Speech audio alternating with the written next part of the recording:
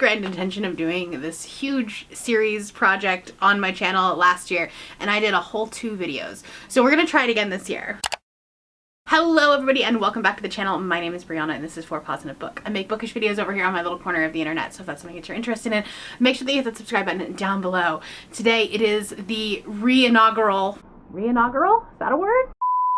Today we are once again starting up the Rainbow Project. This is something that I wanted to do last year, had grand plans for it, and then never got past the second video.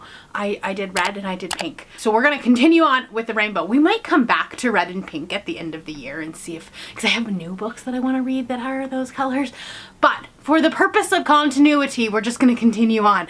And if the sweatshirt was not any indication, we're doing orange today. This is about as orange as I get. This is really just like rust color, but it's as orange as I had. The purpose of this series is to read the books that are on my shelves, make it an interesting vlog by choosing different genres, but having them have something all in common that's not like a trope or something that is too specific, right? Because when I read 5 books in a row that are the same thing, I start getting bored.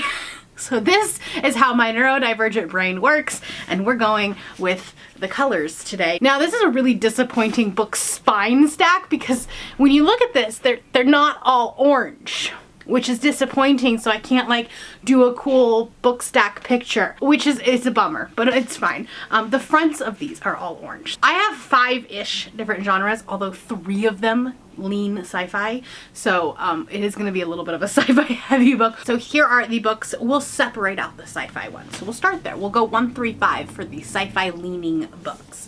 So the first one is The Mimicking of Known Successes by Malka Older. This is a Tor.com novella. I was really interested in it during Tor.com-a-thon last March, and so I thought, well, what better time to read it. This is a sci-fi gas lamp mystery romance, which feels like a lot happening in a tiny little 100-page book. So we'll see how we get on with it, but it's sapphic, so it's queer. It takes place on Jupiter. Don't know how that's gonna work, but this is gonna be the first book we read. Then what is probably the orangest book on this list, People We Meet on Vacation by Emily Henry. I've been told that if I'm going to like an Emily Henry book, it's going to be this one.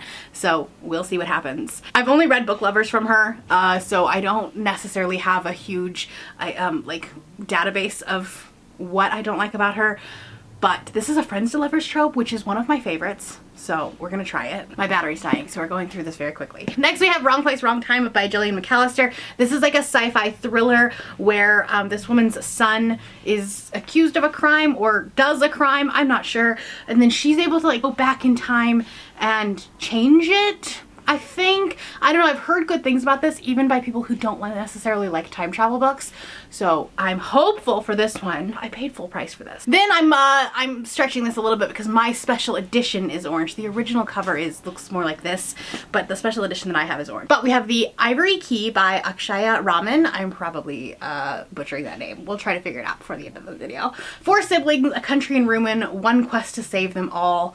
This sounds like it's going to be a really good time. I like fantasies that involve siblings. If you watched my Spiffo vlog, I really loved The Fall Is All There Is. And that was like a lot of sibling drama and politics. So I'm hoping that this has kind of the same thing. It's even 4 siblings. We'll see. And then lastly, a book that has been on my TBR for so long. Game Changer by Neil Shusterman. I really liked the side series that he did. I didn't like the end, the last book in it, but I also read Dry, which is his other like dystopian style book, and this is kind of like a standalone sci-fi dystopian about like I think a football player. I'm not really sure. I will let you know once I get into it. I don't like talking about books before I don't know anything about them, but that's what this whole vlog is for. So this is the last one on there. With that said, let's get into the vlog portion of the video. Hi, I finished my first book. I finished The Mimicking of Known Successes. I didn't come to you because it's a whole like 120 pages or something. The audiobook was like 4 hours. Hold on, the dogs are being very loud. They're like, you're turning the camera on? I'm gonna make all of the noise in the world. Anyways, I finished The Mimicking of Known Successes, and I am giving this 3.5 stars. I think that the concept of this book is really interesting, but it's once again something that I struggle with fantasy and sci-fi novellas, and that is that there's just never enough in this book. There is so much that's happening in this book. There is a romance. There is a murder mystery. We're set on the freaking planet of Jupiter, which deserves it deserves 120 pages of just world building for that, because it's a gas planet. So how is this working? I don't actually really know, and I finished this book. So that tells you a lot. And because I'm such like a world building girly, I struggle when, and I just probably need to stop reading fantasy and sci-fi novellas, probably. Am I going to? No, because they're great for readathons. This book has a lot going for it. And I think that if you're okay with questions not being answered fully, then I think you'll like this book. And I will continue the series. I do think that like it's good enough to continue. Again, with me like saying, oh, I'm not going to read novellas. No, like I am. It could be a really good option for face-off weekend. This book is hella queer, which is fantastic. But I would have read a 600-page book with this. I would have. And I think that's what makes me sad. 3.5 stars. I don't hate this book. I didn't hate it. I definitely think it has an audience. But I want so much more from this book. Because I think the sad part about it is that it had so many cool aspects to it. Like you have this colony on Jupiter. You have this like murder mystery and almost like a Sherlock Holmes vibe to it. This has like Sherlock and Watson if they are women and sapphic. So like I would have read an entire novel about that. I would have read an entire novel with this world building aspect. I would have read an entire novel about the romance. It had so many things, but like, I don't know, it just needed to be either like pulled back a little bit where we didn't have all of those things, or if this author was like, I have all of these ideas, let's actually sit down and write 400 pages. I will continue on with the series. It's probably not something that's going to be like high on my priority, but I will continue it. So that's where we stand. Let's go read the next book. This entire video was designed so that I could read People We Meet on Vacation, because this was supposed to be the one book from Emily Henry that I would like. This was like the one. It's friends to lovers. It's like more of a romance than Book Lovers. And so many people after I read Book Lovers was like, this is the book. You're going to like it. I had very similar feelings about Book Lovers as Chandler did. And Chandler gave this one 5 stars. And I am about 50% of the way through this book. And I hate it so much. This is what is with the Emily Henry hype? Please, for the love of all things holy, please tell me why everyone likes this woman. There's so much better romance. There's so many better characters. There's better writing. There's better storytelling. Listen, no shade, no hate to you if you like this book. But what is this? Okay, so this is about 2 friends who are so fucking codependent and like can't do anything without the other person, but then they have to because they have a falling out, and then like they're trying to figure it out and get back together, but like as a platonic friend thing. So they go on this vacation. Right? She is like this travel blogger-ish thing. I don't even know. It doesn't make any sense to me, like why she's doing this, why she's going, like she's lying to this man, and it's just I don't care. I'm gonna finish the book because I need to prove a point, but like pretty sure that I'm not gonna like this book, and I think I'm gonna probably unhaul Happy Place at this point too. I don't know, like I don't think I have a ton to say about this book because at this point like I am so much in the minority, and like you've probably already hit unsubscribe because you love Emily Henry so much. And like I love that for you. I'm really happy that you love it. And like books are subjective, and I'm not gonna hate on someone else's favorite book, but maybe I just want to know I understand the hype. There's better books out there. I'm just ranting at this point. I don't actually know what's going on. I'm gonna finish it and I'll come back to you when I'm done. This is not it, but at least I will have read this book, and then I get to unhaul Happy Place. So that's like 2 books off of my physical TBR, which is exciting. I'll be back when I finish it. Well, I think at this point, Emily Henry just might not be for me.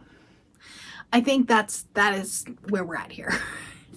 I finished People We Meet on Vacation. I gave this book a good solid try. because I was convinced, people told me that this was the Emily Henry book I was going to like, because I didn't like Book Lovers, but this one was going to be the good, the good one. And a lot of people that like don't like Book Lovers and don't like Emily Henry in general still like this book. I gave this 2, maybe 2.5 stars. I don't know. I'm still like waffling there. First off, my opinion still stands that like they talk about this air conditioner way too much. Like, if you didn't know, every other page they're going to talk about the fact that the air conditioner is broken, and when they go into another building where the air conditioner works, it's so nice. I'm like, I get it, because I also feel the same way when I am in a sweaty place that I can't like relax because it's too hot, and then I go into a place and you're just like, oh, it feels good. So I get it, but I don't want to read about it. I don't think these two characters should be together. I think these characters are too codependent.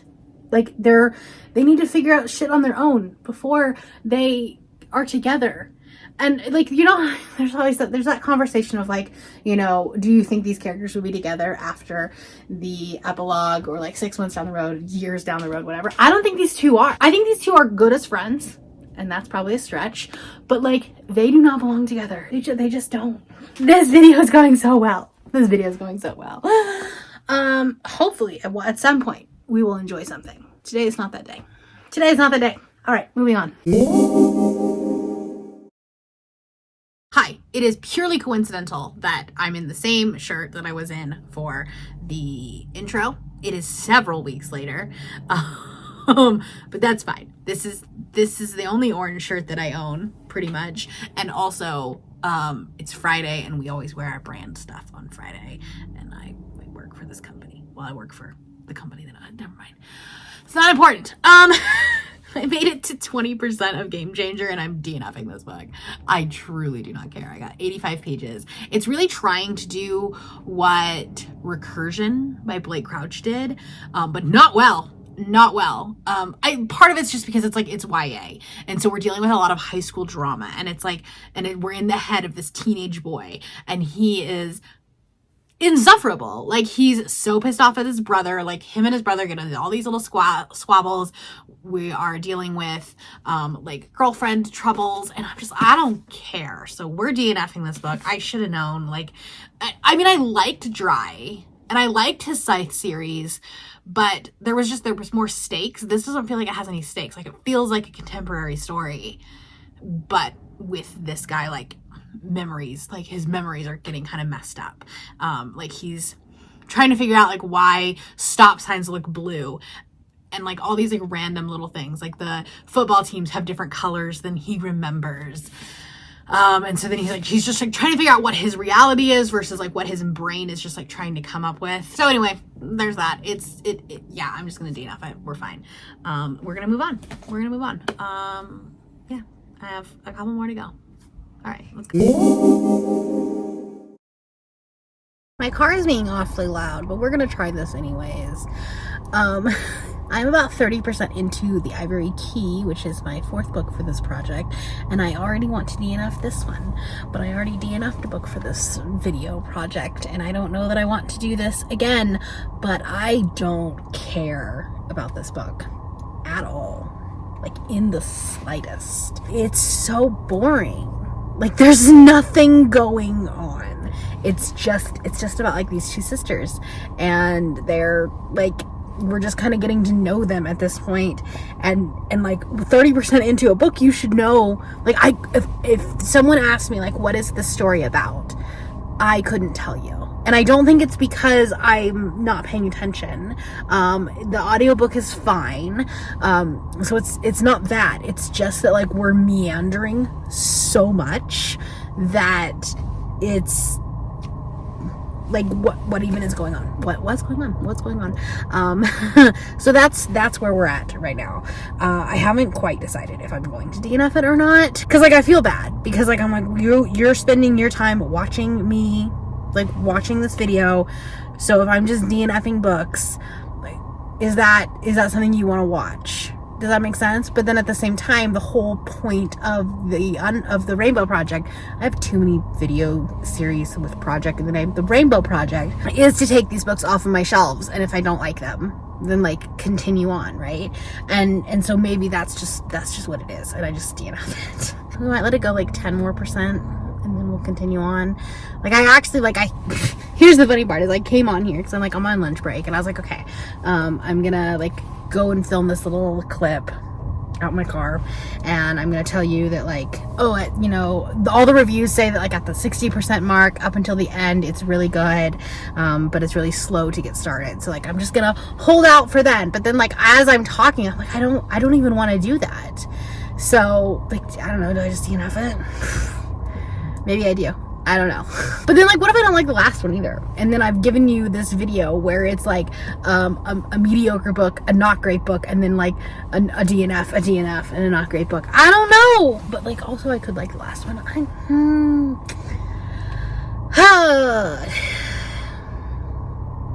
Gotta love it. Gotta love it. That's just my check-in for right now. That I don't know if I want to continue on with this book. And I think I'm talking myself out of it. I think I'm just like deciding that is the point of this video project, is to move through books fast on my shelf.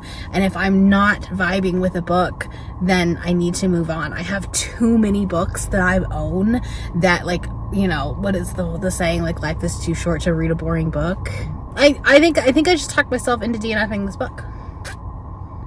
So I don't know, we'll soft DNF it. I'll go on to my final book, and then if I actually decided that I like this book, you won't know because I will have cut this part out. That's how we're gonna do it.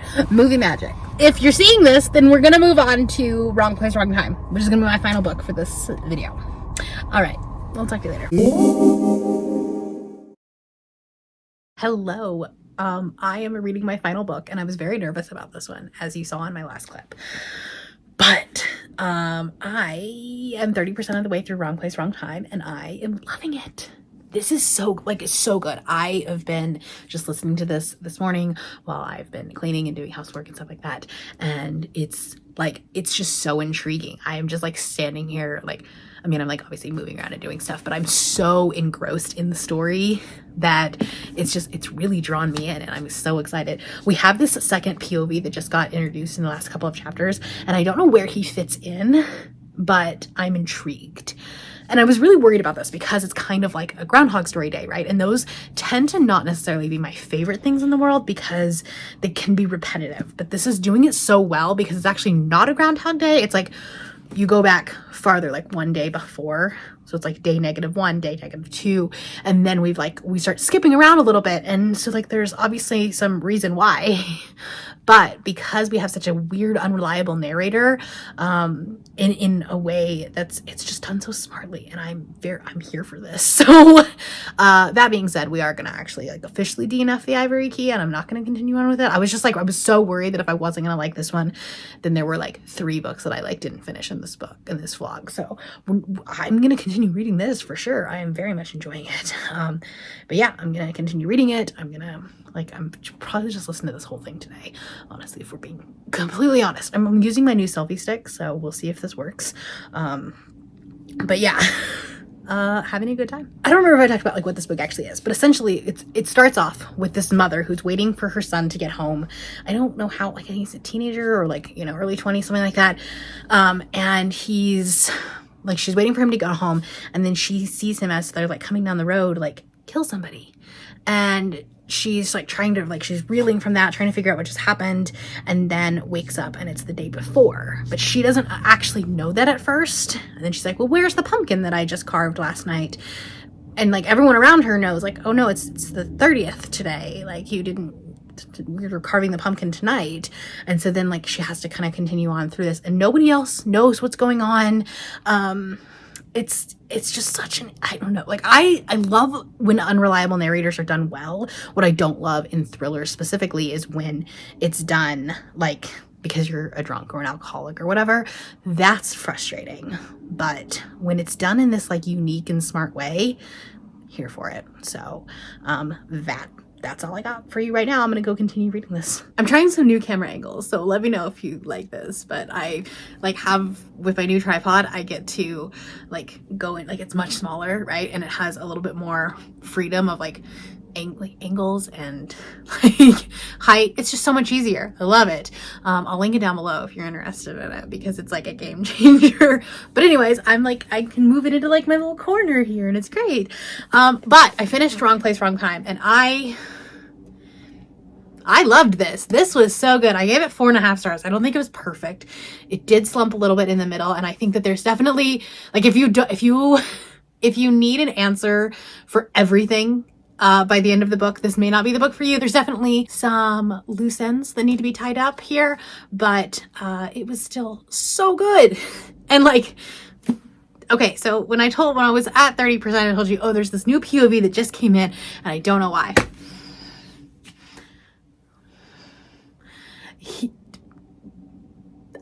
Spoilers, so many spoilers, but this book was just so smartly done, and everything, you know, it's that red string theory guy, you know.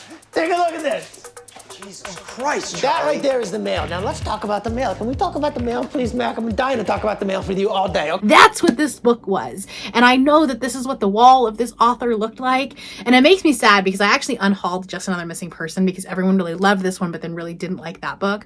And now I'm like sad that like, I was like, oh, I kind of want to read more from her. But like also if that one's really disappointing, don't pick it up. But hopefully she writes another good book next time. Maybe The Wrong Place. No, Just Another Missing Person, I think was her other book.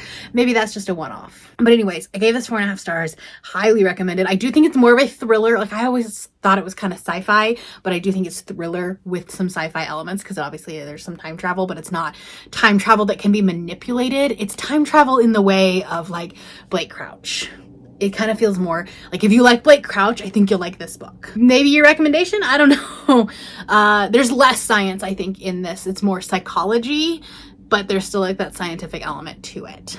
So I think that like if you like one, you'll like the other. At least we ended on a high note. It took us, it was a struggle to get there. And this was really the only book of the 5 that like I loved. Right? Like I DNF'd 2 books. One of them I hated with my whole heart. And then the other one was like fine. So I don't know. That's why these videos I need to get better at them and I need to be more consistent with them. But I feel like the last ones that I've done, they've just been fine. Like the books have been fine. And so I don't know if I just need to like find better ones. But we're going to try Yellow, and I have some high hopes for some of the books that are on there. But it's actually harder to find Yellow books than one might think. We might like venture into some gold a little bit. For today, that's all we've got. Those are the orange books that are on my TBR. I'm going to keep 2 of them, and I'm gonna get rid of 3. So not a great statistic, but here we are. Let me know if you have any thoughts or comments about some of these books. I know I had some controversial opinions for sure, but let me know. And if you're not feeling chatty, do some sort of orange emoji, like either an orange the fruit or whatever other orange emoji might be down there. That's all I have for you today. If you're new here and you have not yet subscribed, there's a little button you can do so down below the video. If you'd like to hang out with me more, the links to my Instagram, Goodreads, Twitter, and my Patreon are linked in the description below. Thank you for watching. I'll see you next time. Bye!